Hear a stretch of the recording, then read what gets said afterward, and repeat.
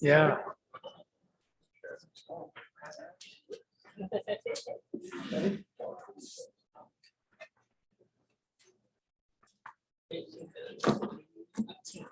Gentlemen.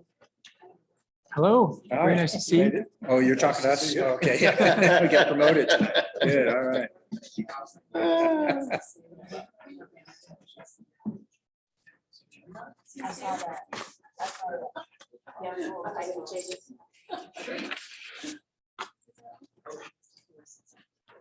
Yes.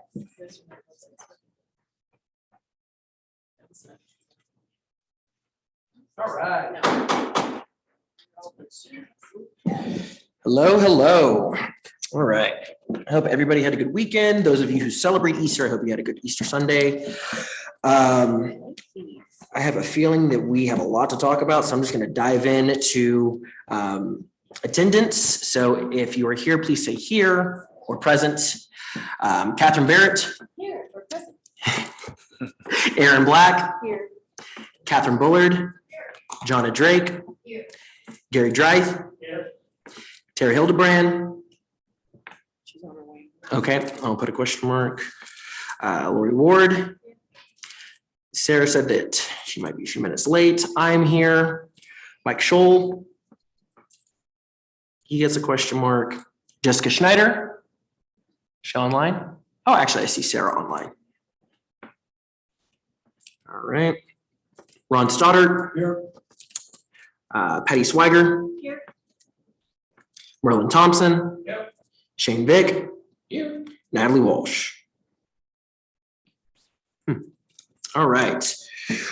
With that, we've already been told that there is a change to last meeting's minutes that need to take place. It was supposed to be Chief Lesher and not Lester on the minutes. Are there any other changes to the minutes that we can jot down before we continue?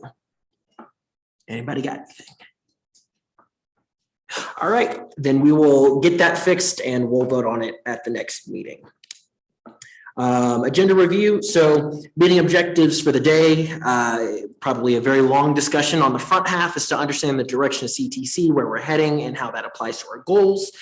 Conclude a lot of unfinished business and a lot of unfinished discussions that surround other issues facing trust in our city. And then we'll move on to putting together a plan for our report to council, what will be presented, approximately how long do we want the presentation to be, et cetera. With that, we have public comment. No public comment in-house. Is there any call-in public comment? Thank you, Chair Pryor. Users, if you'd like to speak to this public comment, please press *9 on your phone or choose the raise your hand feature.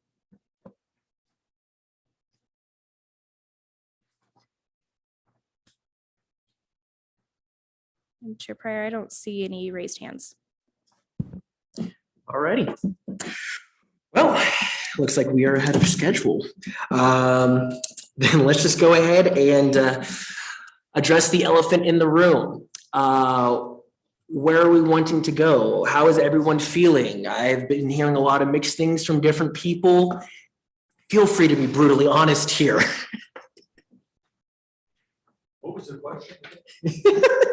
Where are we going? What do we want to do? How are you feeling, Ron? I'm feeling good. That's good. My hearing is no better. Well, if we don't have an initial volunteer, you want to go in? All right, Commissioner Vick, if you'll. Commissioner Vick. So that's a great question. I'll start with that. It's a great question. Where we're going, where we're at. It seems like we've completely stalled on anything that's going. Here's my thoughts, opinions. We're stalled right on the Karen Garner stuff. IA stuff's going to be wrapped up for a while. I didn't read the article, but I saw another article in the paper that's going to court, et cetera, et cetera, et cetera. So not much we're going to do. We're not going to see an IA report. Here's an interesting comment. Right, the same people that were involved in all that are now probably putting in for police chief. That process is going. The Jensen and Hughes people have come up with all these recommendations that I would assumed, at least when I got on this commission before the Jensen and Hughes stuff come out, that we would probably be making those recommendations of what committees to do and that kind of stuff.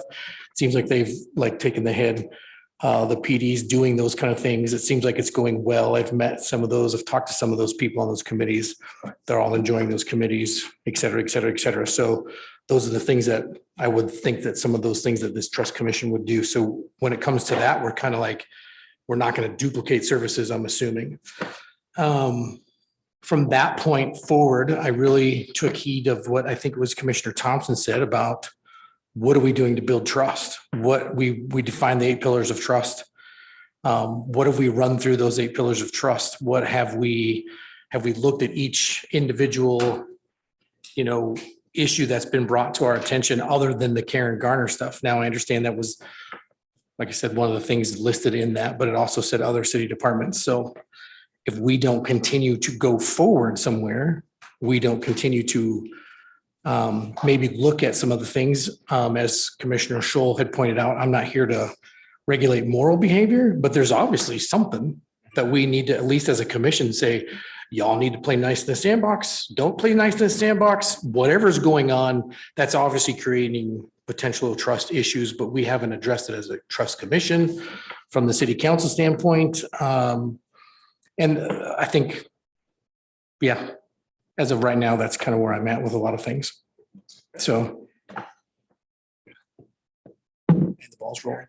Nope. Oh, okay. You really couldn't have said it better. Yeah, right now we're stalled out. We're waiting on some documents that honestly could take another year for us to ever get. It's unfortunate because, a lot of the stuff that is happening, those who are higher up at LPD know about these things kind of ahead of time because they have access to that information. And it seems as though that they are actually wanting to make a change. Hence the implementation groups. We're not going to double up on efforts.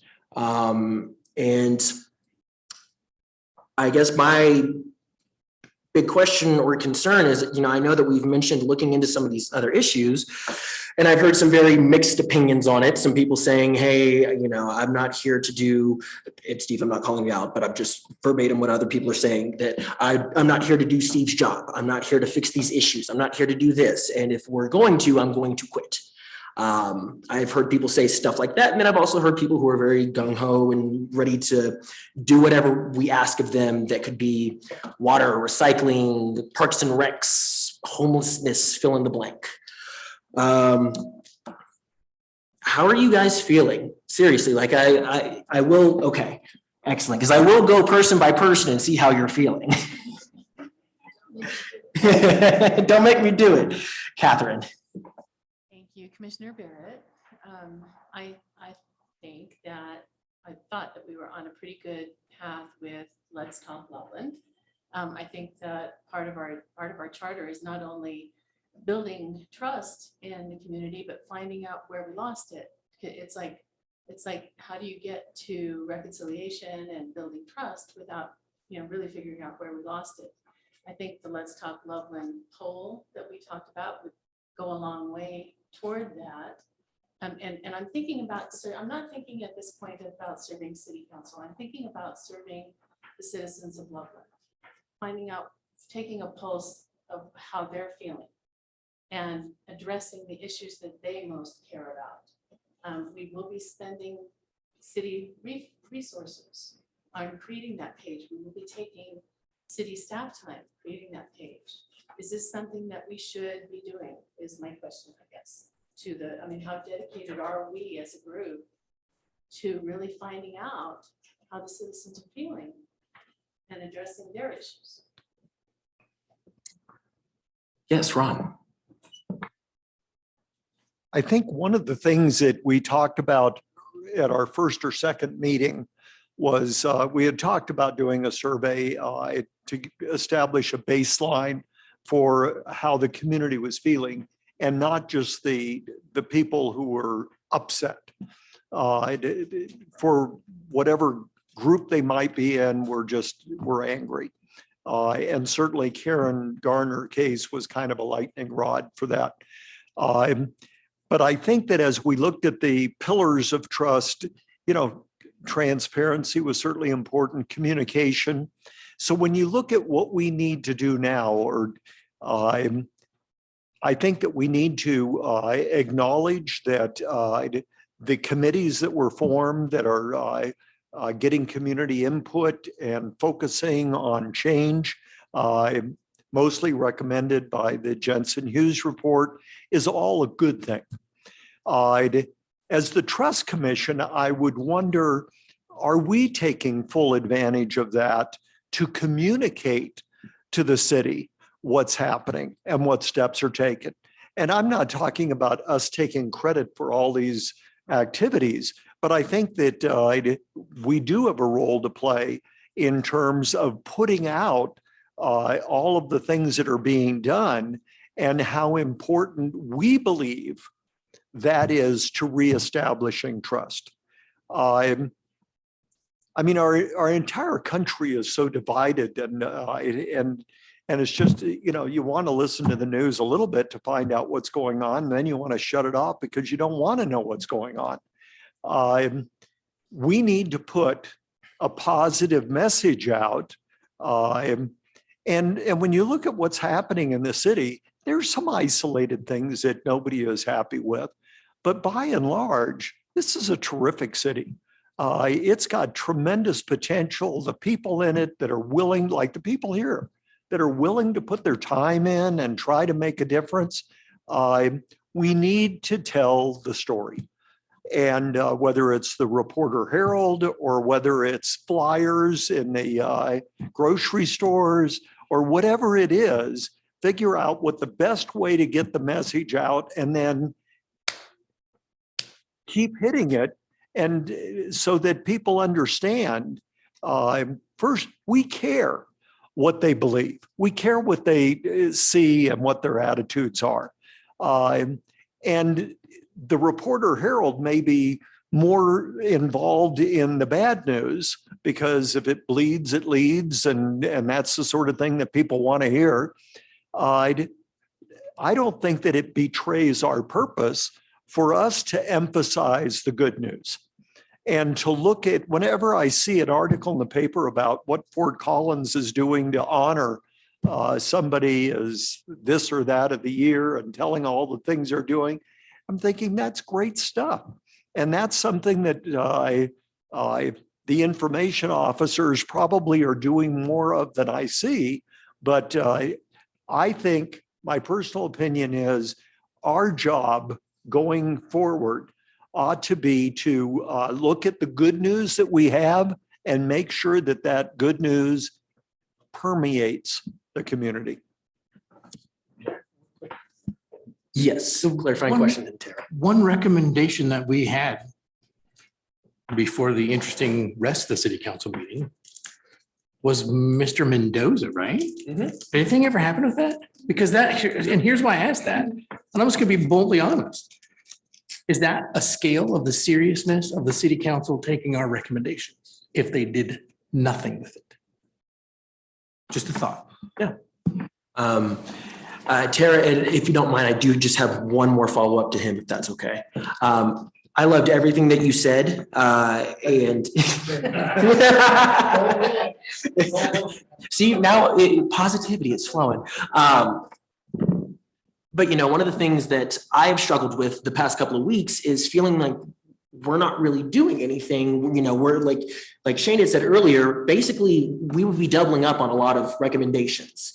Whereas there is so much goodness to be had in those implementation groups.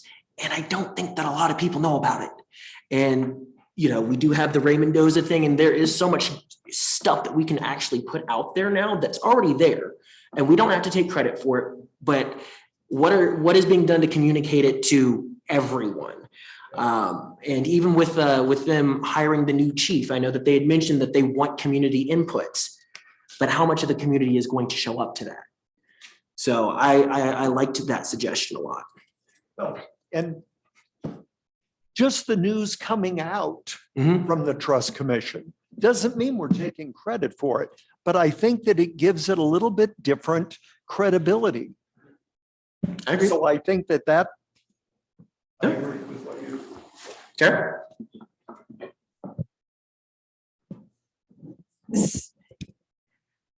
So I'm going to go back to kind of what I said before, but I really feel like we are doubling up on everything that the city is doing and the LPD is doing. And as far as I've seen, they're communicating it way better than we have access to communicate it. So they have it on the city website, they have it on the police website, they have it in the newspaper. They're communicating it to the city. And so I feel like what we are the citizens, I have really no idea what the city is thinking, and I really have no idea what the police department is thinking. I know in our implementation group, the sergeant told me the goal was 2026 if they're fully staffed to implement some of these things. So that's 4 years. If they are fully staffed, which he didn't seem too sure of, because a lot of them are going to be retiring. He said that they're having a hard time finding people who meet the criteria. So he was like, it's really difficult for them to hire. And so until they're fully staffed, they really can't do community policing. And so we can make these recommendations and maybe in 4 years they'll be implemented. So I really believe that for us as citizens, we need to educate the citizens. And that's where we're different than the city and the police department. Because they know so much more than we know actually about the actual implementation and what's practical and not practical. But we can teach, like we can educate the community on what our rights are, what the power we have is.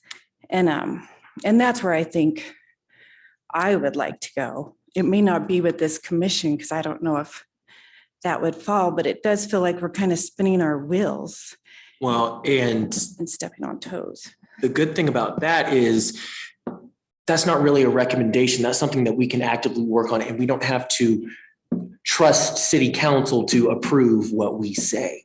Because to Shane's point, we did mention the Mendoza thing, and I haven't heard anything about it. Well, and with Mendoza, I'm sorry, I brought a little note on him because at the last meeting, it kind of turned into this whole brown person, white person, weird reaction to what we were asking for. And I don't know if the city council didn't understand what we were recommending. And so I would like to recommend it again and be very clear about why we're recommending it. But yeah, I want to make it because I felt actually really bad for him the last time because it almost seemed like a mockery of what he had done. Like I hope one day that if I was in that situation, that I would do what he did. I would hope my kids would be the person that would stand up for the person being hurt. And so I think that's why it's so important. And Steve Adams and Moses Garcia heard us make those recommendations probably 3 times. And Steve Adams can do it because he's the city manager and he hasn't. And so I don't know why necessarily. We found out there is a code for recognizing citizens for Loveland. And so I'm not quite sure why Steve Adams hasn't acted on that or why the city council didn't. But I think we can still keep doing it and do it in a way that if Ray Mendoza did hear it, he would feel like he was acknowledged and appreciated by all the citizens of Loveland. And so that's my thing on Ray Mendoza. And Jonna, before I let you go, do you mind if I deflect that to you? Is there? So, yeah, does it have to do with code or what's going on with that? So we've been talking about this topic because it's something that's what the group was clear about is it wasn't just Mr. Mendoza. It was a policy and procedure of recognizing community members that were doing great work. And so it's something that needs to be sustainable. It's just not a one award and we're done. It's a process. It's a way to bring the community in to be recognized when they do good things. We have some of that already. We just finished it at the police department and recognized some citizens just 2 weeks ago at a presentation on that. So that there is that. But we felt like this is a different kind of community award. So we're looking at other communities to see how they do this. Do we have a award coin, or do we have some kind of thing that we give them? And then how's that presented? Should it come from the police department? Should it come from council where we do like a proclamation or some kind of award like that? So we're working on that. I'm sorry it's taking longer than I did. I just got my homework done for this week that's in your packet. So I'm working on my next homework assignment, which is this award. So I'll have more to report to you next time. And yes, the council, you told them that, and they've talked to me and said, you know, figure out what is something that you can do that is meaningful. And it's not something we just create for one. It's for this community forever. And that's takes more time than just for one. One is a proclamation. We did one for Mr. Cox, a longtime employee of our community last week. So we know it's more than that. Okay, and Aaron has a follow-up question for you, I believe. So is policy 3.05, the civic or citizen award, still active? So I haven't looked at that section of the code because we think that this will be something that's more active than that. Oh, okay. So I just wondered if the Mendoza could fall under that without waiting to create something different if we already have something that's. well, I have 2 or Yes. 3 different ways to do this right now, but what I want to do, and I think what I got the guidance from the Trust Commission was we want something that's sustainable. In other words, we're not going to do it just for one-off. We're going to do it. No. Have that's we- We're going to do it for all our Well, have community we- forever. We're going to have a Right. program that's there. So have we used 3.05 before to do a citizen award? Don't think so that I've been here on. So it's, okay, thank you. I think Catherine also has a follow-up question. John, I put your name down, so I've got you written down. Not a follow-up question, just a clarification. My understanding was that we were recommending a one-off award for a citizen who went way above and beyond. Things, it's not something that took a great deal of courage that we all admired and should be recognized in order for other citizens to be able to step up and to have the confidence to step up if they see something similar going on. It was very definitely a one-off. I guess I didn't hear it that way. I mean, am I speaking incorrectly? Not that I remember, but I also don't have it off the top of my head, so, but. We'll get the motion. Yeah, well, Jeffrey will pull up the motion for us. So with that, Jonna? I was just going to say, I totally agree with revisiting the Mendoza issue and keeping after it until we get some sort of appropriate recognition for him. I mean, he's one of the reasons why we have trust, because he stepped up and did the right thing. Catherine? Talking about recognition, as a frequent attender at City Council, there are almost every meeting these days, there's some proclamation, recognition, et cetera. Certainly, some of that's publicized, some of it isn't. I don't remember about the poet laureate, whether that was a thing in the paper and in news. But there's that, and certainly Jane DeDecker with the sculpture. But it's, and I can't even think of all the proclamations that there are honoring specific people, but also certain events that happen. And that happens in City Council and it dies, as far as I know. There's a nice proclamation, you get a picture, whatever, and that's it. So I think, to me, one of the big trust issues is communication. I'm not a good communicator myself, and I will admit that right off. But so I do read the newspaper. I'm not a social media person. So, but there are other ways of doing things, and just there's so many groups in and around Loveland that are doing such great stuff. So that's, I think we need to move and do some recognition. And we do, and at City Council, we have a new person on staff from the paper, now that Max Levy has been gone for a while, and Jocelyn has been there the last several weeks and is doing a good job of reporting City Council, but that's kind of beyond her. Correct. That's it. And real quick, we did get the minutes pulled up. So motion by Commissioner Walsh and second that the CTC make a recommendation to City Council and LPD to award a commemoration to the eyewitness at the Karen Garner arrest, Ray Mendoza, based on the CTC's review of the evidence provided by the city that his actions were commendable and proper. And that's unanimously passed. So I mean, if it falls under what you're the one who brought up the code, correct, Aaron? So I mean, if it falls under the code that Aaron had, I would like for us to be able to get on that, please and thank you. Lori. Commissioner Ward, I want to go back to what Tara said. The whole thing seemed well and good while we were doing it. And then it went to, excuse me, it went to City Council and it kind of got weird. You know, you mentioned it, the racial overtones kind of got in there and everybody's backs went up and then it became,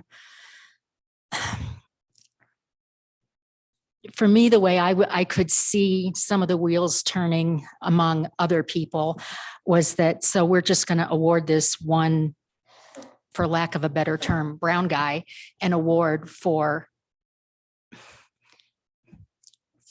being there. Yes. And then the question, and I think this might have even been raised at council, the question I think came up, well, if this would have been a regular white guy, would we have done this?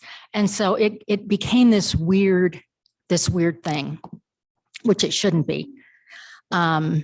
And I'm glad wasn't the only one that saw that. And I thank you for bringing that up. Yeah, the whole thing got really weird. And I think that's partly why, you know, some of us pulled back and it kind of, you know, tamped down. But I'm kind of halfway between what Catherine said and what Steve said with if we look at it as something like and I have in my mind a do the right thing award or a courage to do the right thing award kind of thing that isn't specific to LPD. I mean, this one came out of that and the inaugural one, you know, we could frame it around that, but there's people that do courageous things in other venues and other ways in the city that this could be, that could take that whatever criticism or discounting, maybe discounting is a better word, because it seemed, I don't think they actually criticized it, but they kind of poo-pooed it or they downplayed it or they were like, really, you want to do this? And I don't think that's what we want, because we don't want Mr. Mendoza to feel like this is just a nice pat on the head, because that's uncomfortable too. So I don't know that I have an answer, but I definitely feel the discomfort that there was around that whole thing. I agree with that. I'm just to throw in the fact that I think it does need to be something sustainable, almost to like the Ray Mendoza Citizen of the Year Award or whatever type thing. Just, it is a long period, but I'm just tossing out there because I'm starting to remember some of that conversation. And like I said, we can't, we want other people to do the right thing, right? Isn't that what we're trying to get with this? Right. Recognize Mr. Mendoza for his actions and his like, hey, this doesn't look right. But at the same time, we don't want everybody to go, okay, Mr. Mendoza, thank you. And then no one else step up and do the right thing either. I also know as a first responder, there is a fine line in there, right? As we encourage people to step in to what's happening and step out. For example, when the paramedics are wrestling with someone whacked out on meth, right? There'll be more people videoing helping. We want some help, but at the same token, we don't need people screaming at us and telling us what we're doing wrong either. You see what I'm saying? Right. So I get that side of it from at least that world of it, that there's a fine line of what we encourage as a commission, what we don't encourage as a commission. That some of you, or maybe you don't think of that terms but at the same token, I think it has to be something sustainable. I don't think it can be a one thing done. We gotta, let's make it a deal. Okay. Does that make sense? Yes.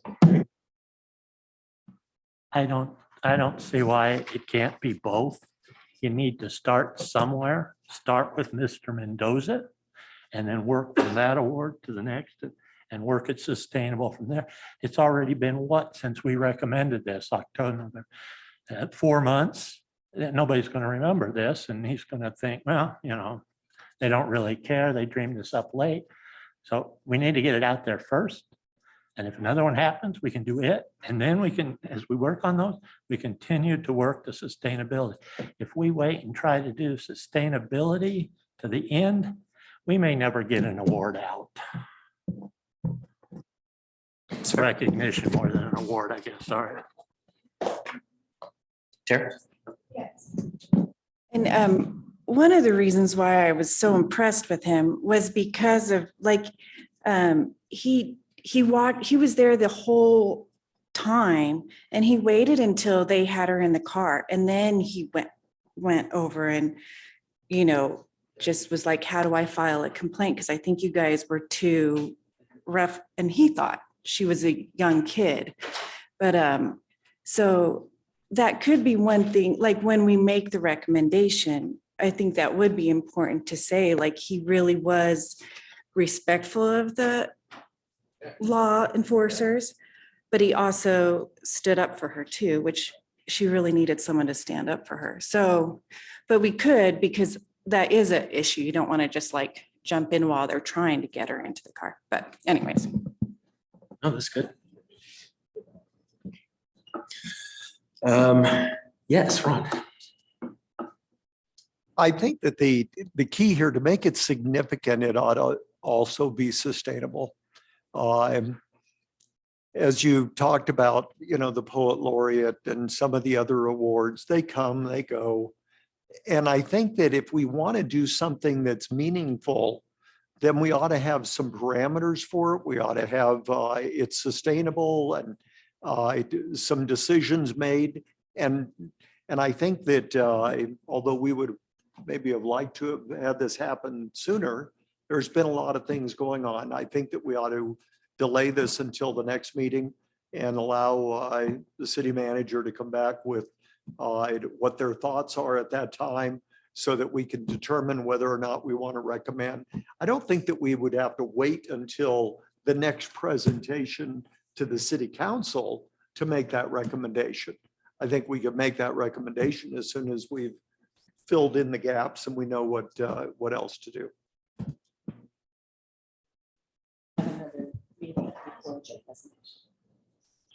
No, I know that. I'm not saying that we need.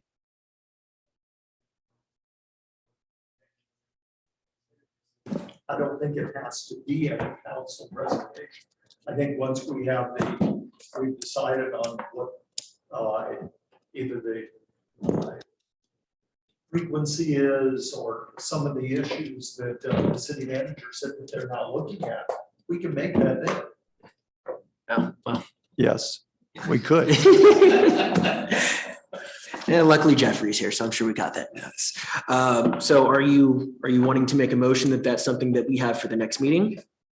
Yes, I would make that motion. Okay, so you're making a motion that we figure out a more sustainable award to, per Steve Adams, and we have some suggestions at the next meeting for how we want to handle that. Well, that at the next meeting, the city manager present us with what their thoughts are. We discuss it and make our recommendation. Okay, I'll second that. All right. Anybody, any discussion beforehand before we vote? Yes, Tara? Well, the city council, we told them we would come back and explain it to them at that city council meeting. They asked for more information. So I feel like we do need to, we can still let the city figure out afterwards, but I think the recommendation needs to be made very clear for the city council. And we all know where we're at, but the city doesn't know where we're at. The city council doesn't know where we're at. And Lord forbid if they don't do anything, I would hate that we leave it at how it was at the last city council meeting. So I feel like it does need to be said again, and we don't have to have it all clear cut. But then Mr. Adams can come back and tell us, and then we can vote on what we think is the best. But I still think we need to. Yeah, so to pull a Jeffrey here, what I think you're saying is, with the presentation, we will bring that back up again and we will reiterate and maybe try to explain it slightly differently, maybe keep out a key phrase that might get their gears, a little twisted. And just be like, hey, this particular citizen point blank deserves an award.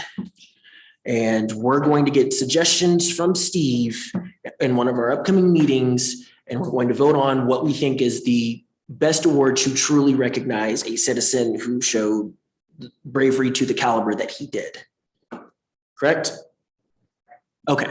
Yeah. And I think even what I wrote in that little letter to everybody, we could just read that, or just that part about why we're recommending them, not the whole letter, but yeah, just so it is very clear. Yep. And then Catherine, anything new? Okay, and I want to be clear. The motion is that we want the city manager to come back with recommendation, that's the primary part of that. And I want to call our attention to the fact that we've spent well over 20 minutes, maybe half an hour, talking about this because we care a whole lot, and he's worth it. Yep. And yes. Erin. I personally think that this shouldn't come from the city, that it should come from LPD to help regain some trust with the citizens in LPD. I think it would look better if they acknowledged Mr. Mendoza. He was the only person on site that did anything right. Even the sergeant wasn't working very well with him on how to submit a complaint. And we're supposed to work on trust between the citizens and our departments. And LPD hasn't come out and told us who knew what when. All we know is everybody involved. And then thereafter, we're the dredges of society, in my opinion. And I think that should come from LPD personally. But so could that be part of the suggestion from City Manager Adams, is that it comes from them? if he so chooses. Yes. So thank you for that Yes. comment. That's something we've talked about too. We initially were thinking about this award ceremony date, April 8th is when the police department had theirs. But that doesn't get a lot of publicity. So then the idea is if we did do it in a setting like this, but had PD present it, then you're on TV and it gives more publicity for it and Yeah, more recognition. Yeah, I just feel like, you know, does the police department, how do they feel about Mr. Mendoza? I would love to know that. I would love to hear their comments on how they thought that citizen behaved and his part in it. Just like Commissioner Vick said, there's a lot of different ways that citizens interact when there's first responder activity happening. And his was on point from A to Z. And is that what our police force would like? Or are they not happy with his interference? We haven't heard how they feel about Mr. Mendoza. And so I think that's something we're missing as far as communication. and transparency. How did they feel about his interaction in that event? Because if they don't feel like he's a hero, this doesn't matter. Gary? Yes, your April 8th thing is fine and dandy, but that's all city employees being recognized and honored. We don't want our citizens like Mendoza or whoever will be the next person that does something of recognizable effort to be lost in a once a year ceremony with city employees. I think we need to be able to do it as it happens, right, in some other format in front of city council, however it works out, but we don't want a one-off a year with city employees. These people are not city employees that we'd be looking at honoring, recognizing. They need their own stage. Thank you. Any other commentary on it? I didn't hear anything to actually add to the motion. I think we just kind of discussed it at length. So, okay. Then should I reiterate what the motion is before we all vote on it? Okay. So the motion that's currently on the table is that City Manager Steve Adams bring us recommendations on a sustainable award for Ray Mendoza. So all those in favor, please raise your hand. Okay. All those not in favor, please raise your hand. Okay, the motion passes. Okay. And going back to the original topic at hand, which was, direction and kind of these unfinished topics that we're at, something that I did hear that might be a good direction for us is educating the community. Tara, if you would like to expand on it, any ideas on what that might look like? Sorry, I don't mean to just throw that back on you, but. No, I have no idea what that looks like. I've told this to several different people I know who are involved in different areas in the city.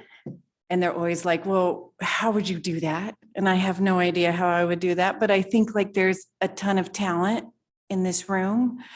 And if we work together, I think there would be ways. I feel like at the community engagement group that we're with, I was asking the SRO sergeant, because when they come in here and teach us about the blue report and all that stuff, it was fascinating to me. And it really helped me to understand the city and feel more comfortable with how things are operating. And so I said something about wouldn't it be cool if the SROs could teach the parents of the kids at the schools, this is our boundaries, we get involved when this happens, we don't get involved when that happens, just so that the parents are clear about what the SRO jobs are. But his response was that everything's posted on the website and they educate the kids in middle school as to what their role is. And if the parents wanted to find out, they could go to the website. And in my head, I just feel no, we should help that interaction happen and if the LPD isn't interested, then maybe we could go to the school district and maybe not all parents are probably interested in that particular thing, but I just think there are ways that we could bring up topics of interest from a community standpoint and try to facilitate interactions just so that they know the boundaries of all these different areas of the city that we have issue.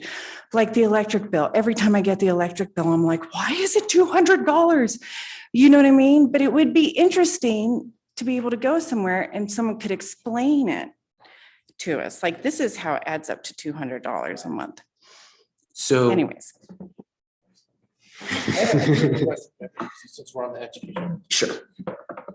So speaking of educating and what we're going to do with educating and how we're going to gather information with the Let's Talk Loveland, which I'm excited about. What are we going to do with that? When let's say I'm going to shoot for the moon. We take our picture, we put it on there, Catherine has done an awesome job of publicizing it. We've done it. It's out there and we get 70,000 responses, Love it. right? Out of 80,000 people in the city of Loveland. What are we going to do with that? How are we going to disseminate what's important, what's not important? Is there a rubric that we're going to use? I don't want to complicate things even more, but I had that thought the other day when I was reading through this going, this is potentially a really powerful tool that we need to get more than just the angry people involved in. Does that make sense? I mean, I want people to have a voice. If you're angry, you should have a voice. But I also, we need to get the other people that love this city, love the art, love the whatever parks, to also comment in there. So it's not just negative. So what are we going to do? Does that make sense? So I have a suggestion, and I'm going to be very careful about this because the last time I suggested it very early on in this commission, it was not met with a good response. What if we split into a ton of subcommittees? And I mean that as not, hey, we all meet up here still every other Monday. And then on top of that, everybody go do your subcommittee stuff, because I know we're all busy. Catherine and I had a long discussion about how busy I was, and I was like begging her for help because of how busy I am. But why don't we, once we have that information, instead of meeting every other week, we meet once a month, and the other Monday, our subcommittees meet. And sorry, Hannah, that would be more work for you. But then that way we're actually tackling these problems on a smaller level. And it's what people are passionate about, because especially while we're stalled out on LPD, which is why we all originally interviewed to be on this commission, there are going to be people who don't care about the electricity bill. Mine's a fixed rate. I don't care about it. I'm sorry. But there are people in here who do, because it's not. Same thing with all the other issues that could be on that survey. And so then we would pick groups of, hey, these 3 people are passionate about this thing that, ranked really high. Just a suggestion. So I like that thought. So just out of curiosity, at the city legal department, we could still do that and meet in 3s every other meeting, as long as it goes in a public, right? So our second meeting would be the quote unquote subcommittee meeting of the Community Trust Commission. And we're all meeting here the same night, same time, just in our groups of 3s. So that is correct, as long as you have provided an agenda to the city clerk's office that they are able to post online following the requirements. Yes, so anytime there are 2 or more commission members meeting to discuss the public business. The only thing I'd caution is, I want to refer to this to Steve, because if you overwhelm the resources of the city in terms of people available to assist you, it may not be workable.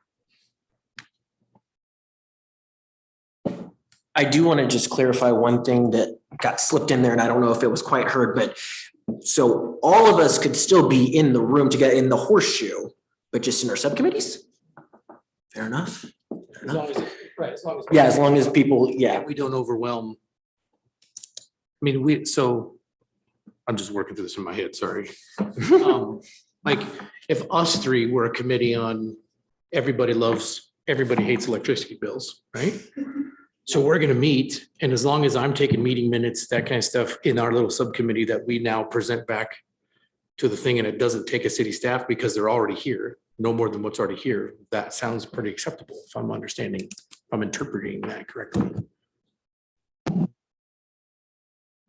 So what you've said to me sounds possible, right? I'm not sure if it's feasible. Right. Yeah. yes. So if you were looking at a meeting like this, and then your other meeting, you want to be just in your small groups, we can completely reconfigure this room to facilitate that. In other words, you'd have some tables as small groups, here. If you want more room, we've got other conference rooms and things to go put you in. And then if you were here during the meeting time, 6:30 to 8:30, but instead of being like this, you're in your small groups talking, and then you're reporting back to each other and you're talking back and forth. I think that's possible. So my only concern is, I know that you have made it a goal of transparency, and there would be no way to televise something like that. Yeah, that would be the hard, I mean, if you're in here, I mean, the camera could run, but they couldn't see what you're doing. So that would be the hard part. Which would be the importance of that first meeting back, right? The first meeting, we do our stuff, then the third subcommittee meetings, and then coming back. We each have to report. Right. To keep that transparency, but. Yeah.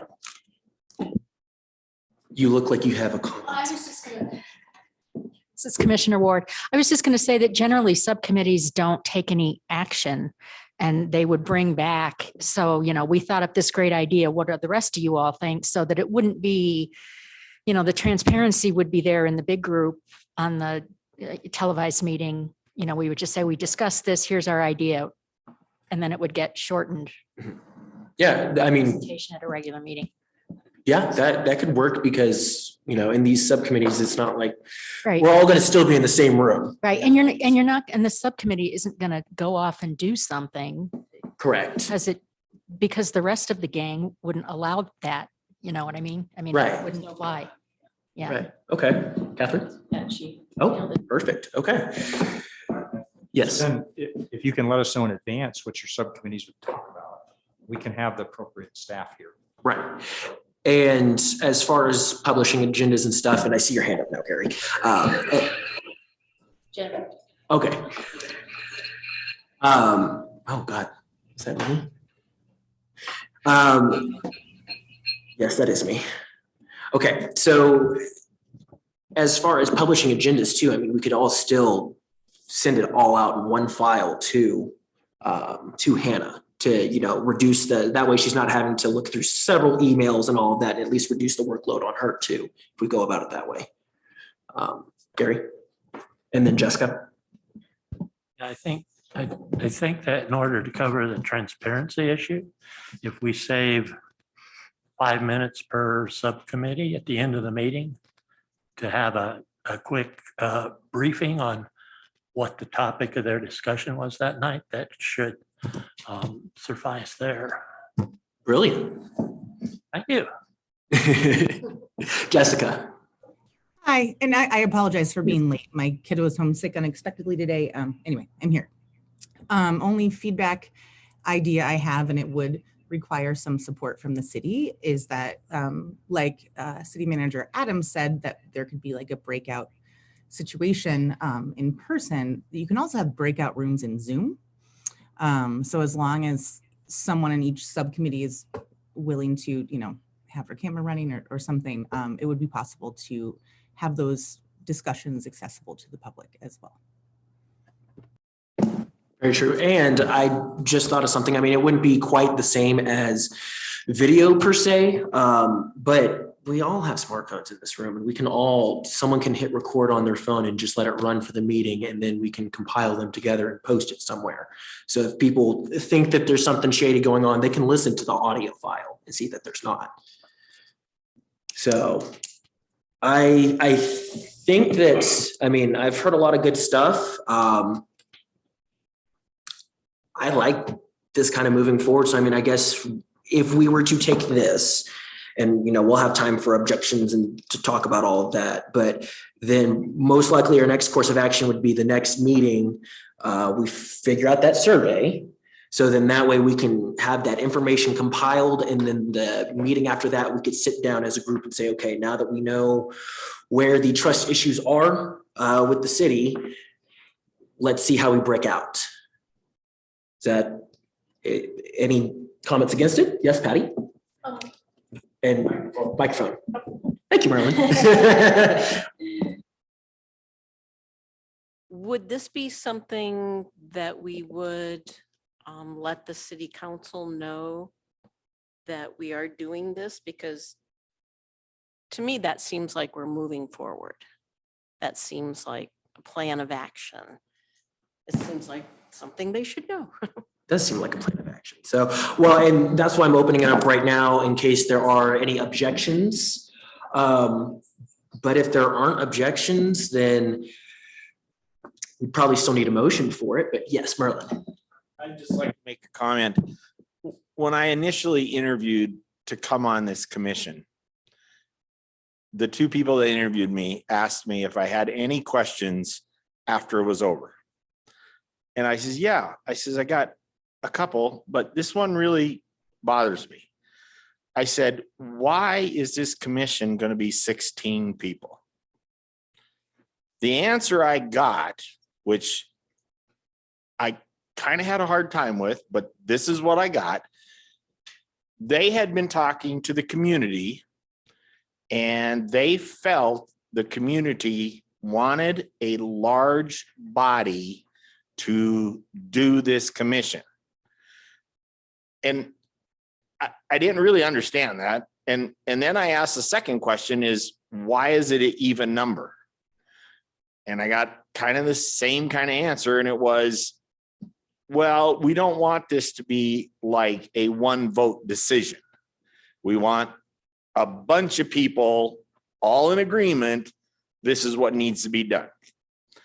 And so I'm a little torn with the whole breakup and look at things individually. Not saying that I don't know that it couldn't work. I'm just a little bit worried. That's all. Just my comment. Understandably so. And, again, we would still have at least one meeting a month to actually reconvene as a whole group. And to the point of even numbers, because that is one of the few things with the way that we're set up that I do actually appreciate is, for us to have a vote and for it to pass, it has to be 9-7, which means that more than just one vote was make or break. So it could be right now with Let's Talk Loveland, there's 4 on that subcommittee. There's 16 of us. So we do 4, 4, 4, and 4. And we pick whatever the top 3 issues are. And, the Let's Talk Loveland will probably still have their subcommittee doing that, running that page and all of that, but pick the top 3 issues that aren't LPD, because I'm sure that'll probably rank up there, and have subcommittees based off of that. Well, the thing that with the PD issue is it typically affects very few people. And so, I've sat here for a long time and that room never gets very many people in it. And even on there, we get very few people on it. And so that concerns me as well, is that, there's like a small few things that are happening negatively that gets huge publicity. And then there's a ton of things going on in this town that are great and wonderful, and it gets no publicity. And that really bothers me. And I don't know how we fix that, how we get it to people, because newspapers don't like to report good stuff. It doesn't make them money.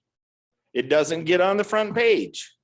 And so that's my problem with the whole commission here, is that, I know there's bad things that go on in this town. I know that, but the good things get nothing. They get nothing. And it's so sad. It just is. Yeah. And Ron had made that point earlier, and I agree with it, and maybe that's something whenever we are the full group of 16 people, that's one of the issues that we do address, because on top of that, it's also communicating and educating people on, hey, these are the times and places you can go to these implementation groups. If you were truly upset about it, here's your opportunity as a citizen to go in, do your part and fix it, as well as addressing hey, we appreciate the fact that LPD is actively trying to make changes. Because whenever I interviewed for this commission, I was expecting a lot more pushback from them and a lot less from council. Because I was so new to the city. I'm sure some of you guys probably might be like, well, you don't know council, but that was my whole thing, was we're going to get so much pushback from the police. And they've been like, no, we want to talk about it, because I think they got beat up enough from the citizens that they wanted to fix it. And so to your point, I think that, yeah, that could be something whenever we're in our big groups that we discuss, is figuring out how to get some of that positive stuff as well as educating people kind of in together. to Merlin's point, I'll ask this question. As a commission, can we, because if I remember right at the beginning, we said we didn't have to, we could spend up to whatever, right, without city council approval, blah, blah, blah, blah, blah, blah. Why can't we as a commission write up our own declaration and take out like a full page ad on whatever to say this is how wonderful the city of Loveland is? The 16 of us are tired of the negativity. Here's what's wonderful. And then there's just a thought, but because I'm the same way.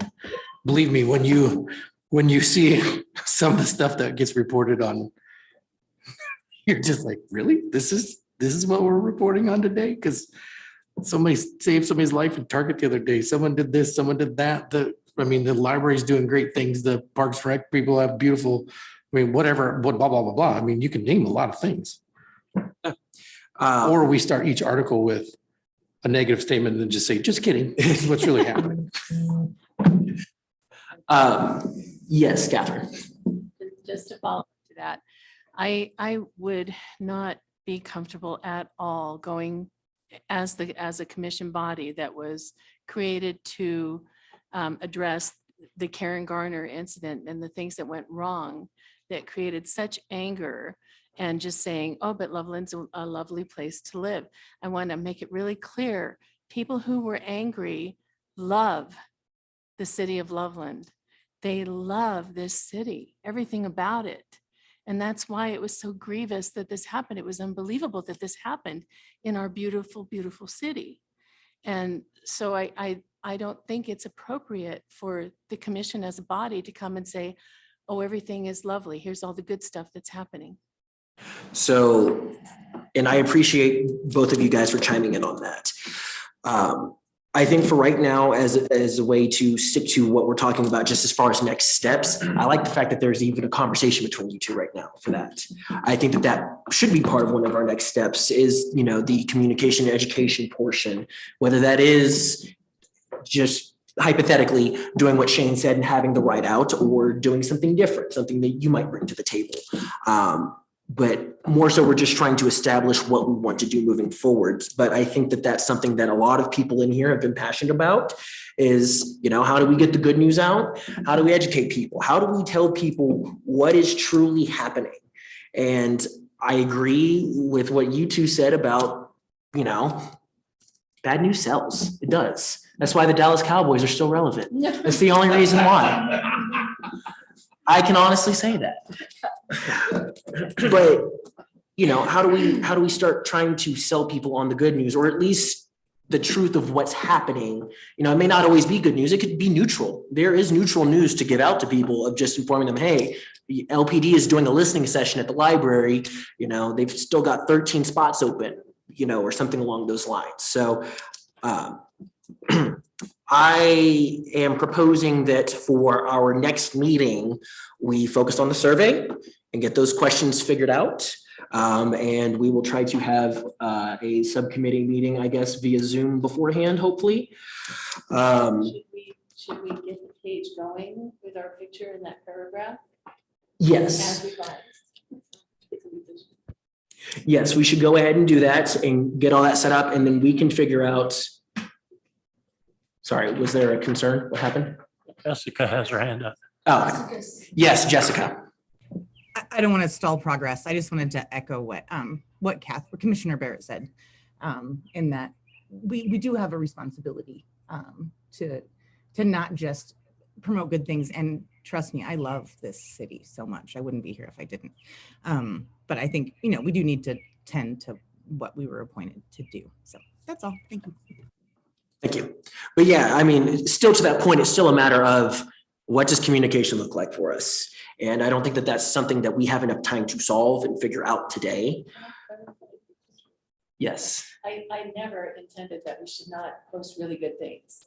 I'm just saying that can't be all that we do. Yeah, We there's a balance. highlight what the LPD has done on their own by themselves. So we have to highlight. those Can you be good closer to your things. mic? Oh, sorry. Never mind. I was going to say be closer to your mic, but we're good now. That mic is not working very well. So people that are using that one, please get really close. Is this one good? Yeah, this one might be better.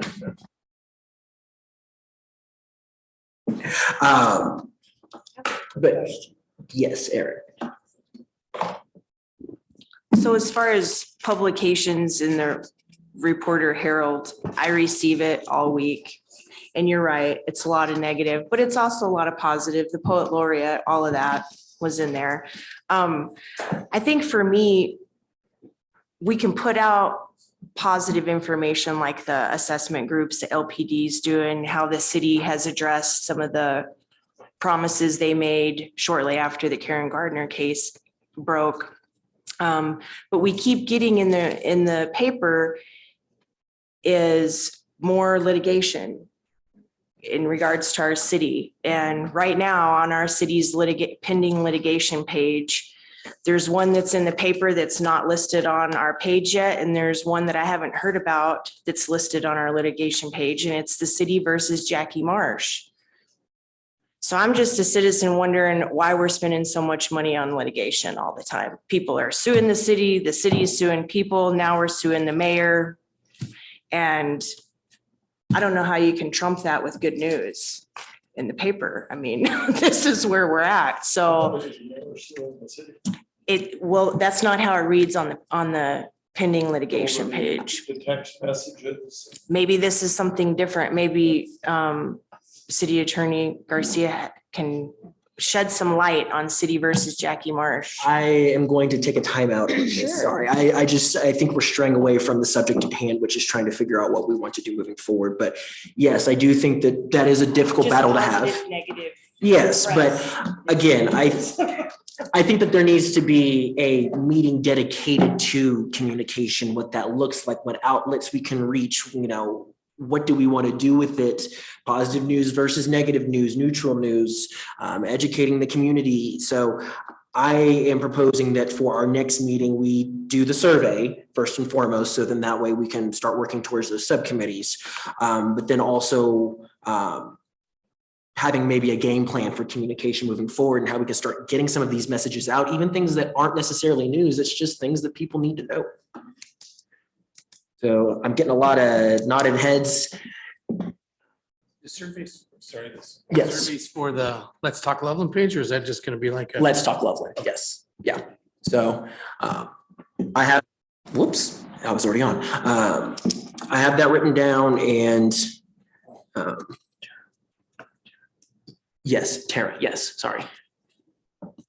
Okay, but just for a transparency thing, can the attorney at least clarify if the city is suing the mayor or if the mayor is suing the city? I feel like that is just a really easy yes or no, and we can be done with it. It's just be good to know actually who's suing who. Yes, please. It's one of the other. Chairman Pryor, it is neither. Okay. The city is not suing the mayor and the mayor is not suing the city. This was an action where the city went to court to ask the court for help. It's called the declaratory action. Thank you. Okay, perfect. Thank you.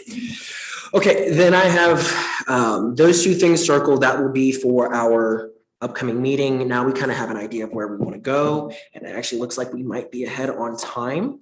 So let's talk about the presentation for not tomorrow, next Tuesday. What all needs to be discussed? How long do we want it to be? To Mike Scholl's point, who's not here, keeping it short, sweet, and to the point.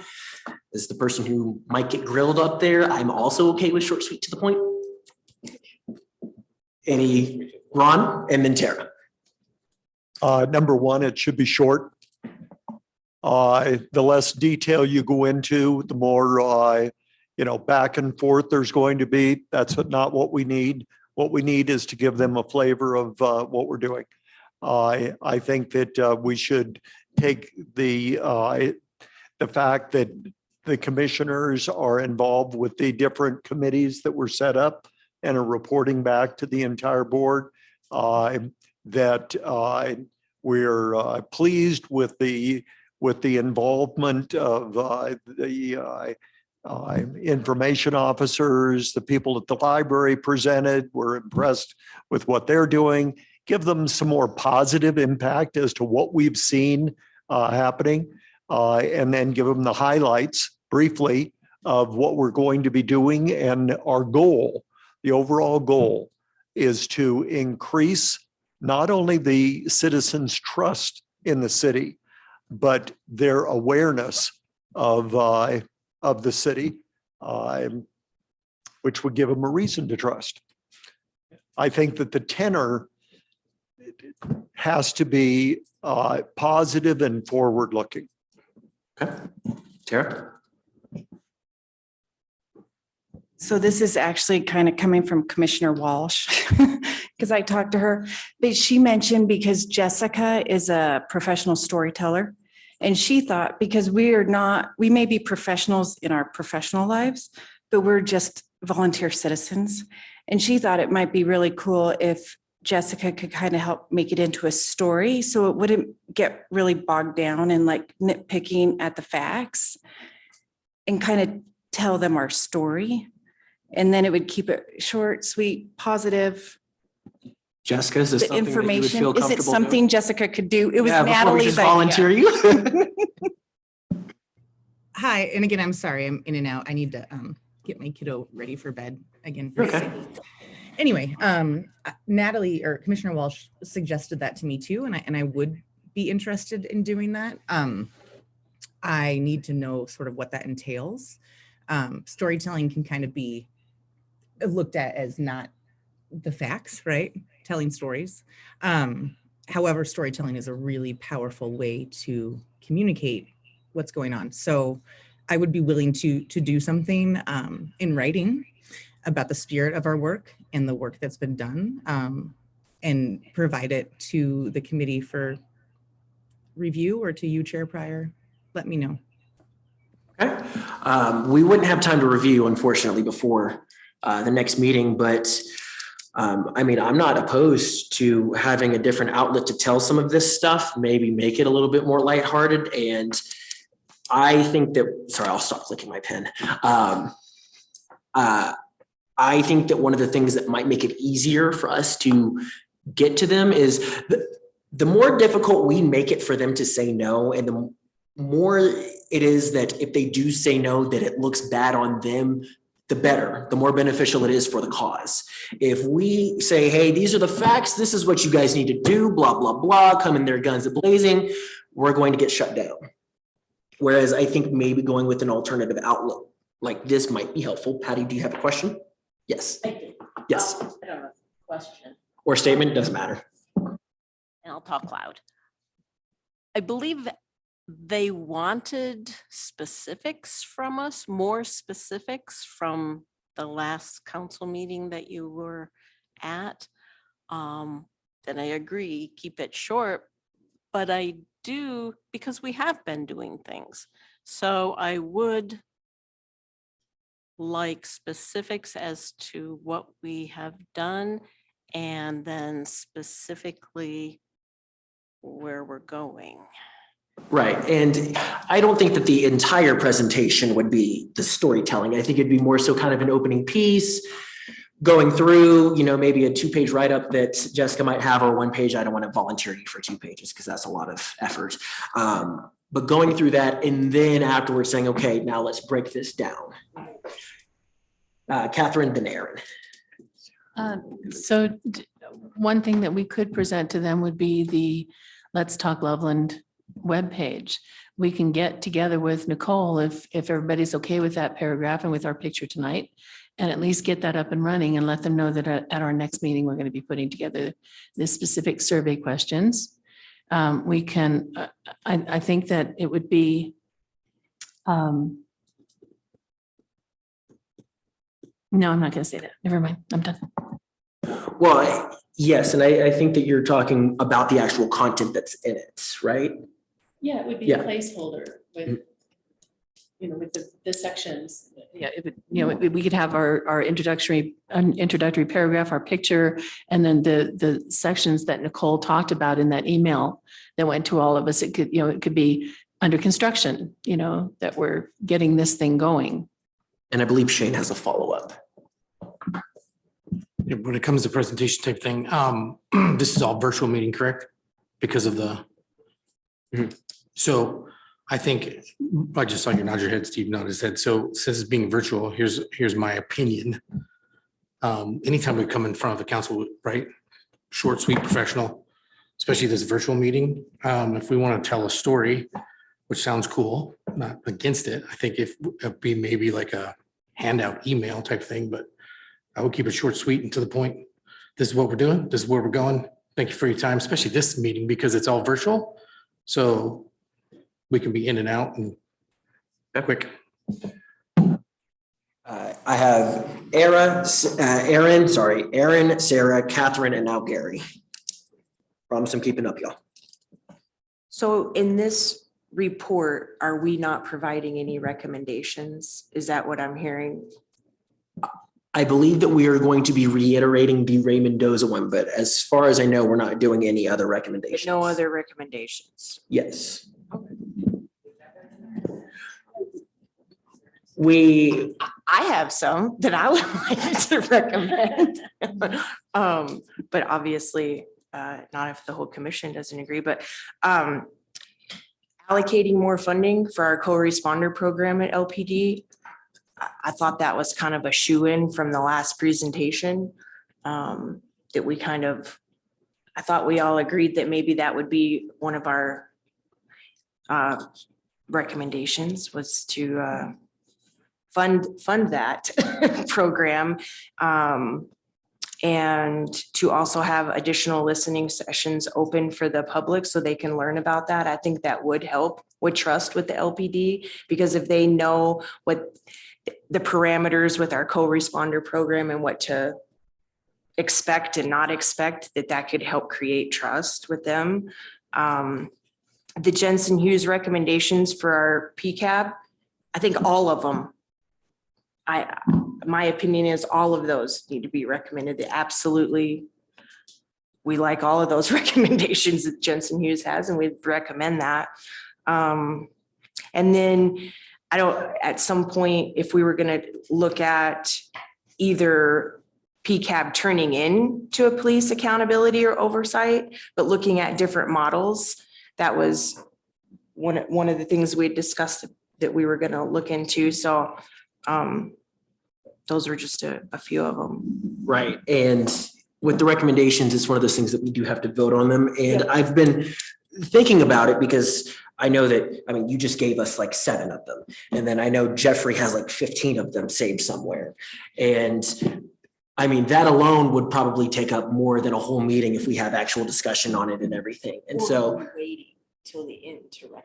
yeah, and that was, to my knowledge, was that we were supposed to wait until the end. And I was informed basically that me recommending in the first meeting was actually not what we were supposed to do. But I do have just, and Sarah, I'm so sorry you've been waiting so patiently, and I've been watching the animals in the background and they look so happy. Mr. Garcia, if I may, if we were to agree on a group, as a group, you know, the motion itself, and we were to write them all down on a paper and then basically like send it around and vote on it, is that some, or at least some sort of alternative voting method? Could we do that? Chairman Pryor, I'd need to research that. Typically, the vote has to be transparent. So you have to be able to see who's voting which way. And I'm not sure that you could do that, although if you published everything afterward, maybe you could see that. So I'd need to look into that. I'm just afraid that with the amount of recommendations that we have, it'll take multiple meetings to approve all of them, which is fine, but just trying to think outside the box. Is it about what I'm talking about, or is it an additional? Yes. Okay. Yes, Ron. And change the subject on you. Really? I think we need to remember that our recommendations don't all have to go to the city council. Mm-hmm. There are some recommendations that we can make to the city manager. And I think that we can break those out as we go along, which of them have to go. Obviously, additional funding would have to go to the city council, although I imagine that the city manager probably proposes a budget. So we could make the recommendation to the city manager to include some of these things in whatever the budget year is. I don't think they do it willy-nilly through the year. But I don't think that it all has to go to the city council. Gotcha. Okay. I'm getting us off track, so I apologize. Sarah, you had your hand up. Hey, so also I have that document with the summaries of the meetings. So if that'd be something that we should give them ahead of time, if you guys want that, let me know. That was the timeline of like all the events, correct? Yeah, and then just a summary, a short, sweet summary of every meeting. Okay. Gary, you're shaking your head no. Can I ask why no? I think I'd be giving them too much for this short presentation, since it's going to be on Zoom. And you don't want to give them stuff. They don't read their books anyway. So, but it would just confuse some of them more than anything. And so I would hold that till maybe the end. I love all of Commissioner Lack's recommendations, but I think at the end, when we do one presentation to council for our recommendation, that's the time we just load them all on them. And if that's the only thing on the agenda item for that night for city council, so be it. Okay. And my other comment, while I got the mic. Okay. Follow up. Just remember, and since this is going to be a Zoom meeting, it's probably more important that you don't speak for the body. So if you get a question, you must make sure, on Zoom. I know it's going to be hard to do, but take those and say, got to refer them back. I had a long discussion with Mike Scholl about just saying, well, thank you for the recommendation. We will keep that in mind, and then just moving on. So Catherine Barrett had a follow-up to what you were saying, and then Catherine Bullard, you were next to take the floor. Just real briefly, that the things that Sarah is offering can be put on the website, on the Let's Talk Loveland website. So we can just let people know. Yeah, they can go check out the website. All right, Catherine Bullard. Couple of things. You said something about lighthearted. It's anything but lighthearted. I think the primary thing is, I could say it in different words, but I'll say frustration with the fact that we haven't been able to do our job. I think that needs to be just very clear. And also then we did have an influence because city council has accepted in the budget, the first responder additions. So that is something that we can say, yes, this is something we wanted. City council has done great. Thank you.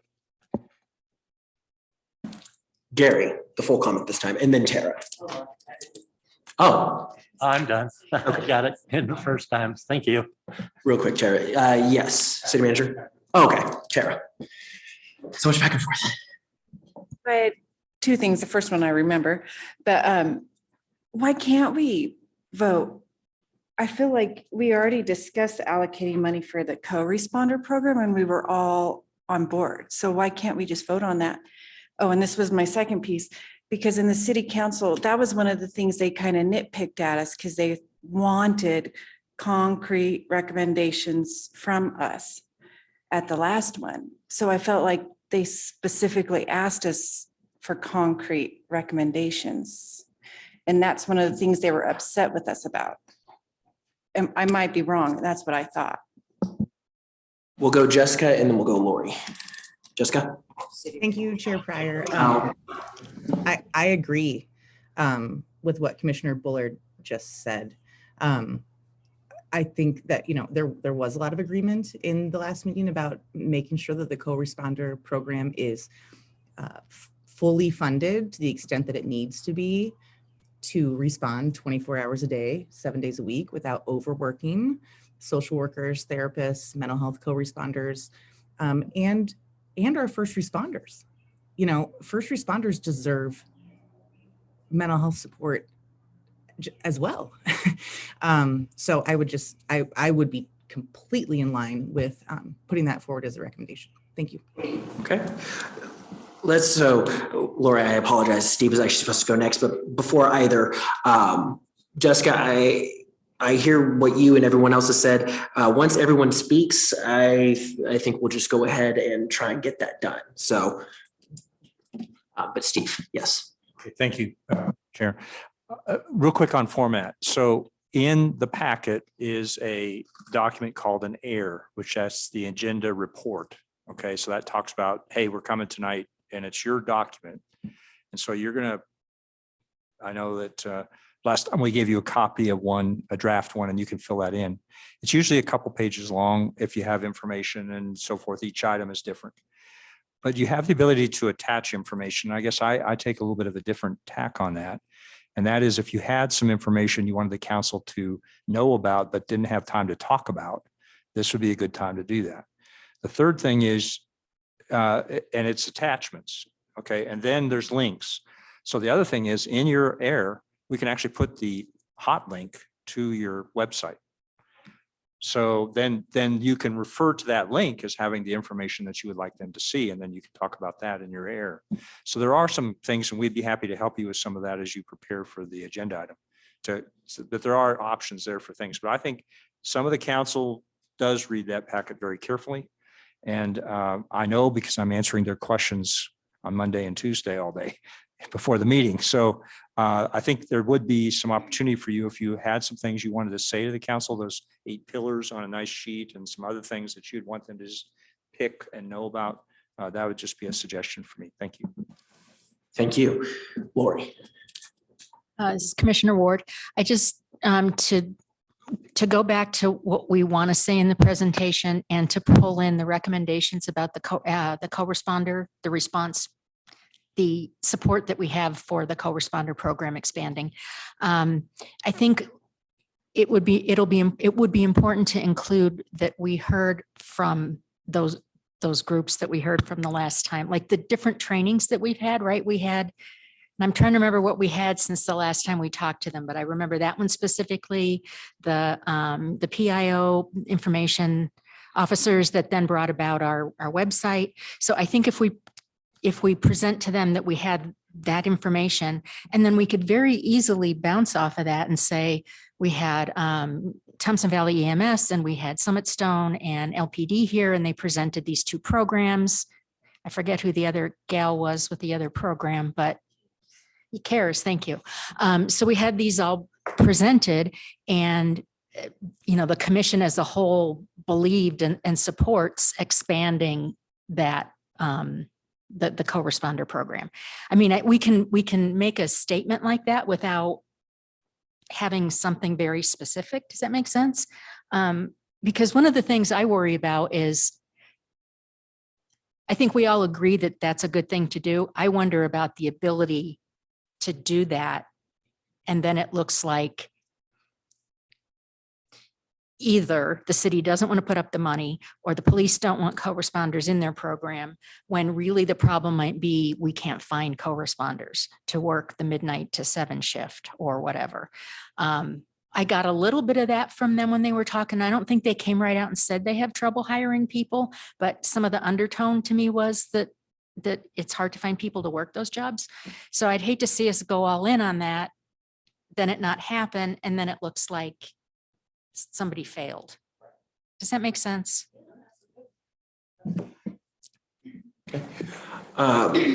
So just real quick to kind of bring together all the things that we're wanting to talk about. We will bring up the Let's Talk Loveland page, what we're doing with that. The survey that's going to be associated with that can then go into our discussion about subcommittees. And then we can have that basically as like the first chunk, and the second chunk would be talking about the presentations that we've received, the information that we've gathered from Blue Team Report, from Thompson Valley EMS, from, et cetera, et cetera, et cetera. And then how we plan to communicate that information, as well as like the LPD implementation groups, to the rest of the city and to the normal citizen who doesn't go onto the city website, is kind of what I'm getting. Am I missing anything that we want from the actual report itself before we go into trying to get some recommendations approved? So maybe so. Yes. Pat, your mic, please. We'd like to do anything with the award for Mr. Mendoza, or is that? So yeah, we would reiterate the recommendation at the end. Yeah, and hopefully by the end of the meeting, we might have some additional recommendations. So. I think this, what you were saying, I think this also falls into us being transparent and also the education aspect of letting people know that we don't just meet and do nothing. Right. That we are educating ourselves and we would love to educate you, and this is how we want to go about it, and let you know what we found out. And based on what we have found out, this is what we want to do going forward. Definitely. Yes, Aaron? I just want to make sure that it's reiterated at the council meeting, though, that we have had a lot of barriers and roadblocks because of the IA investigation not being released, that was a huge part of our job that we feel like we've been unable to address, and that's been very frustrating to us. Okay, so including barriers on like legal documents and things. Yeah, I like what she says. We just gotta be very careful in how we word that. Yes, and not sound super attacking because that will blow Right, in the no, face. that, and just another thought, like the recommendation thing. I really feel strongly that this is not the meeting to throw out, other than to reiterate Ray Mendoza, which we passed a proposal. We're gonna wait to hear what he has to bring to us, but I think it's way more of an exclamation point if we, like the co-responder program, that kind of stuff in the funding, if we gather up all our information and that's like our final, this is the official recommendations from the Community Trust Commission. Number one, fund the co-responder program. Number two, right, water fountains, number, whatever, you see what I'm saying at the end, because we do run that risk of creating a possibility when everybody's like, it's not in the middle of the budget year, it's not physically possible. Knowing from what my standpoint of that's monies that have to come from somewhere. Right. So that I don't want to turn it into like, do we raise taxes? There's a lot of, that's where my brain goes with all this stuff. So, but if we do it as an exclamation point at the end of this is what we found, builds trust in this community, this is what we found. That's my thought, because when you start talking, let's fully fund the thing, that's a recommendation right now, as she points out, and it can't happen because there's no tax money. There's, I don't know, maybe June, we get the record snowfall that takes up $6 million of budget. I just don't want to set us up for failure. But at the end, it's way more of a exclamation point, my thought, and closer to their probably fiscal budgeting year.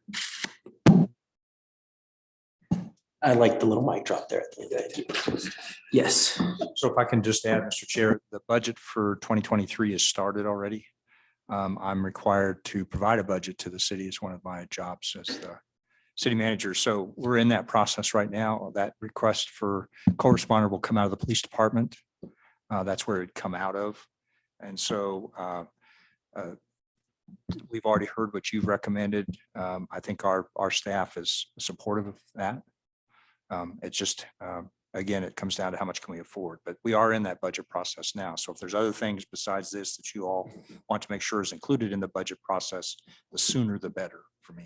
And then hold on one sec, Jessica. So then would it be better for us to wait to make those recommendations until after you guys have passed that? Or would it be better to make those now so then it's publicly known that you guys are trying to put that in?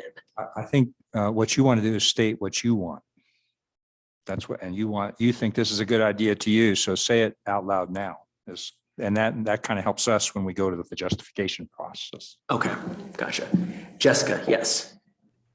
I appreciate your comments, City Manager Adams. I agree that I think, if if the 2023 budget is in progress, that we should speak now and as soon as possible. And I also just want to affirm, I'm not a first responder.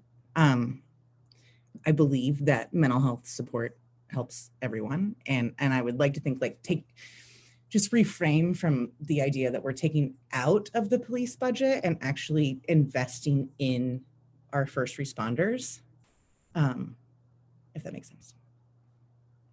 It does, yeah. The phrase defund the police is not in our vocabulary, and it will not be, because that does not go over well. Okay, so with that then, I guess if it's speak now or forever hold your peace, Aaron, if you would like to do the honors of the language for the allocating additional budget to first responders. Are we adding the exact number? Because they wanted 8 responders, 2 peer specialists, and 2 case managers. We're talking That- co-responders, not first responders, right? Co-responders, correct. I mean, yeah, he said ask for it. Okay. Yeah. Okay. And if they fall short, they fall short, but let's ask for it. Well, I move that we recommend that the city allocate funding for additional co-responders to add up to 8 total, with 2 peer specialists and 2 case managers for administrative support. I second. We also. Wait, will you on the mic, please? And then Gary afterwards. I'm understanding Commissioner Adams that it's going to come from the police department. So does that need to be a part of the motion? Okay. That's giving me too much guidance. You might, so I think Commissioner, it's a good point. I think what I would interpret that is you're actually asking for 4 co-responders and then 2 peer support and 2 case managers, right? Yes, sir. That's what equals. Mhm. Okay, thank you. Yeah. Okay. Gary? That took care of my question. You said 8, 2, and 2, and I was wondering whether that's 8, 2, and 2 for a total of 10, or the 8's broken down 4 and 4, but you Yeah, it'd answered be 8 this total. question in the affirmative, so I'm good. Thank you. Perfect. Okay. Yes, Ron.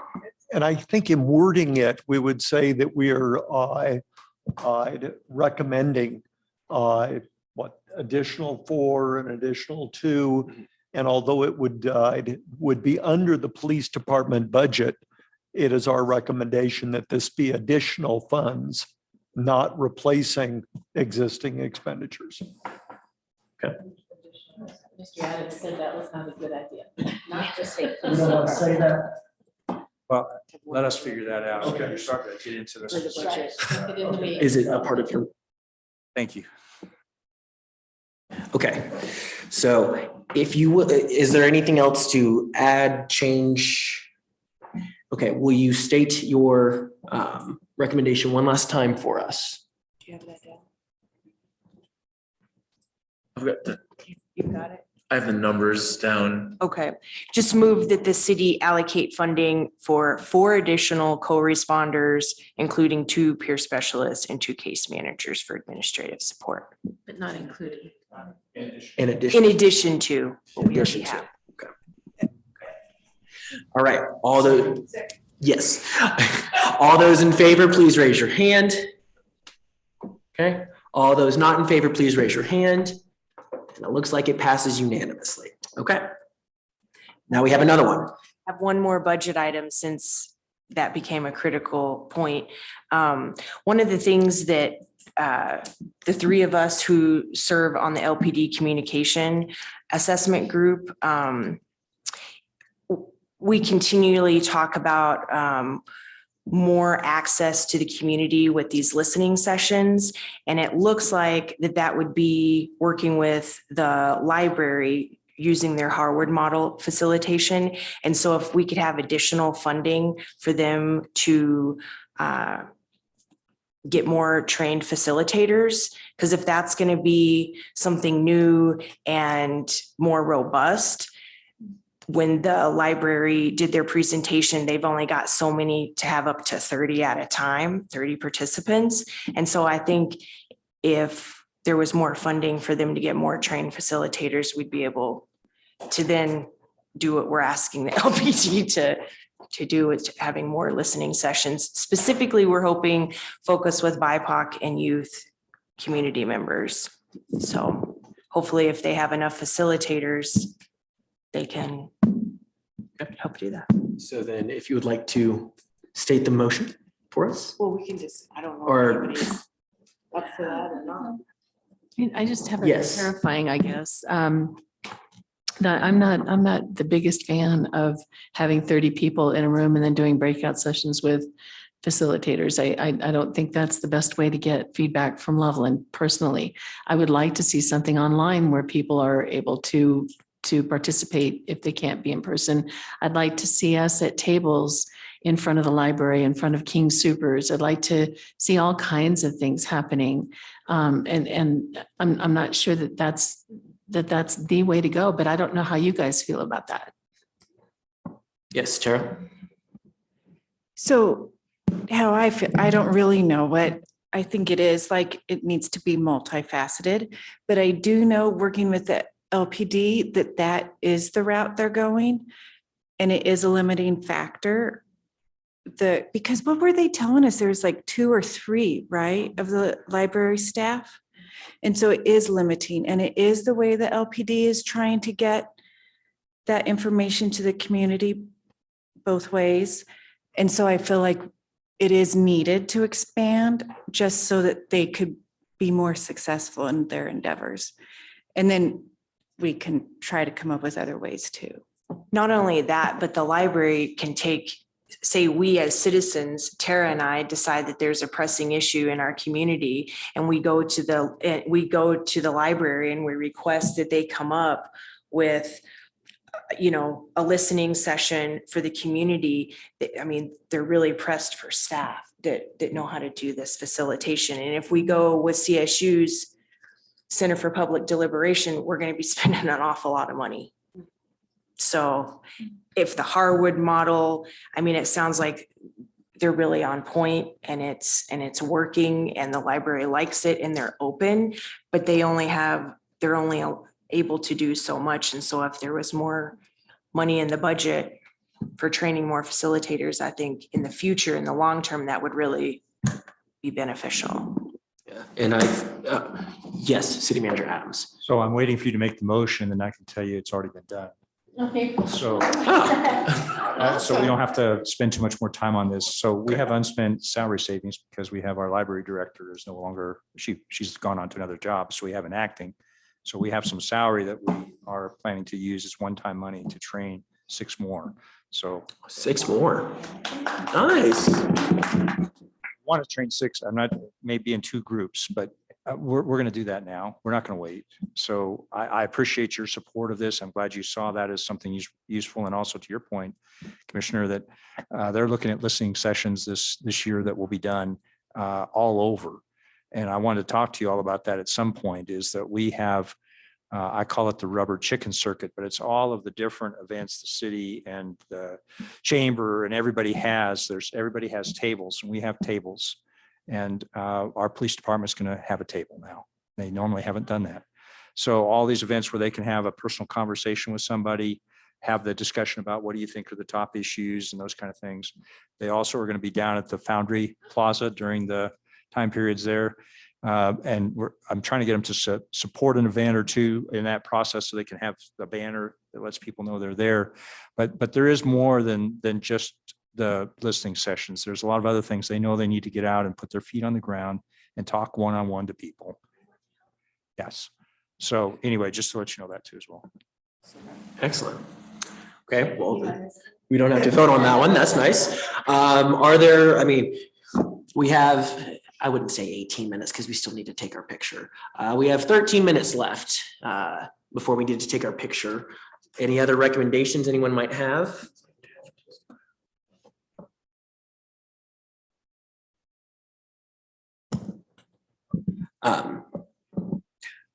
Sorry, one second.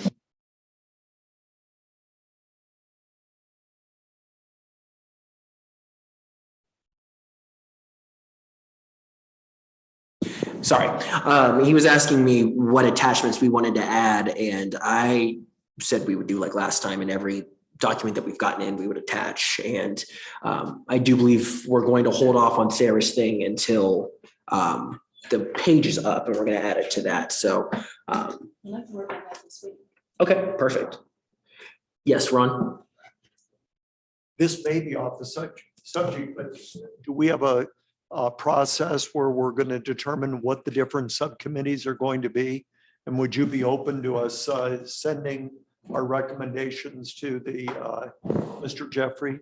And Yeah, so from what we previously discussed, it will be based off of the survey is how we will split up into the subcommittees. We can talk about it more at the next meeting because that's what's going to be on the agenda. And I figure, and obviously this could be subject to change if we decide on it as a group, but I figured that the easiest way to do it is, you've got 4 people that are already working on the Let's Talk Loveland page as a subcommittee, and then the 3 next highest things that probably aren't LPD since we do that as a group. Those next 3 highest things would then have 4 people in a subcommittee, most likely. It could change, it could be different, but I hope that answers your question. 8 subcommittees with 2 people each on it, and then not have to worry about it. I do remember recommending that and that not going well, and I get why. So let's not do that. Go any better. Okay, or if there's, yes, Aaron. I wonder on the Let's Talk, because I brought up to you and Jeffrey a formal letter of thanks to the first responders, the presenters that came to us last time as a thank you from the Trust Commission. I wonder if we can just put that publicly on the our Let's Talk page. Thank the LPD for the time that they've come and given us, the Blue Team people, the presenters that came last time. That's something positive, that we have these invitations that city manager gives out and they show up and give us all their time and attention. And so I think we need to publicly thank them. And maybe that's the way to do it instead of my other. No, that's completely fine. And I like adding it to that. So then it's public, it's in a place that people can see. We'll go ahead and make a motion for that as a just in case. I assume we need a motion for that. Okay.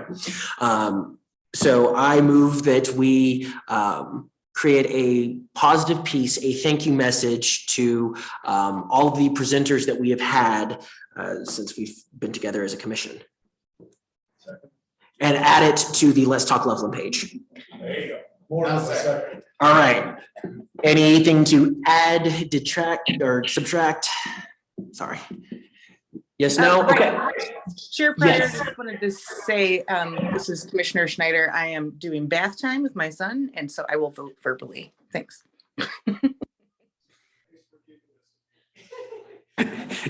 Okay, well, so are you going to just say yes over the mic or no over the mic? Yes. Is that okay? Yes, that is fine. Okay. All right, if there's nothing else to add, all those in favor, please raise your hand.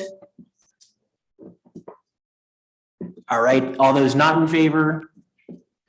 All right, that one passes. Cool, Excellent. thanks. Y'all just want me to write that? Is that what I'm getting? Just write that and give that to Nicole? Okay, good. And we'll be able to change that page however we want to after it's, Just take a second. Yeah, there you go. I'm going to ask her if she can pre-publish the page, so it's not published to the community, so that we're able to go into it and look at it and make any changes we want to, and then she can publish it, do a soft launch after. Everybody's. I like that. Yes, Tara. And Lori, you had your hand up? Okay. So with that, I was thinking kind of what you were talking about with the Commissioner Black was talking about with Jensen and Hughes recommendations. In their report, they made several specifically from the community that were not attached to what they had recommended to the LPD. So it's kind of a separate little list of actions the community wanted to see, or that Jensen and Hughes thought the community would benefit from. And that might be a cool thing to post under. I think you guys can decide, but so then the community kind of knows oh, this is what Jensen and Hughes heard from us. And this is, you know what I mean? I don't know. I think that might be really helpful to the community to know. So maybe next meeting, whenever we talk about the survey and stuff, maybe we just kind of lump that all in together, because I don't think that the survey is going to take us an hour to design. So it can maybe just be the Let's Talk Loveland page kind of as a whole. And we can take a look at the soft launch before it's actually sent out to the public. Okay, Lori? And you just answered part of my question. So we're going to talk about the survey next time. And it's, is it going to just sit on that page? and people have to come there, or are we going to shoot it out somehow? And you might have already yeah. said this. Well, I don't think that we've had it. Have we said if we're going to send it out yet or not? That might be something that we could discuss the next meeting. Not really send it out, send out invitations to, I mean, everybody should let everybody know that this is available and send out invitations to it. But I think I would like to also man tables in front of King Soopers, the library, and all these other places to spend $1.25, whatever it is for cheap banners to say Loveland Trust Commission and have people come to the table and find out what we're doing. And do you have a moment to just help me fill out the survey with your thoughts, and just ask them the questions and go through the survey that way. Okay. Yep. Aaron, it looked like you had something extra to add. No, I was just. Okay. All right. Well, then, you guys, I think this might be the first time that we wrap up a meeting early. Let's take our picture and then let's go home.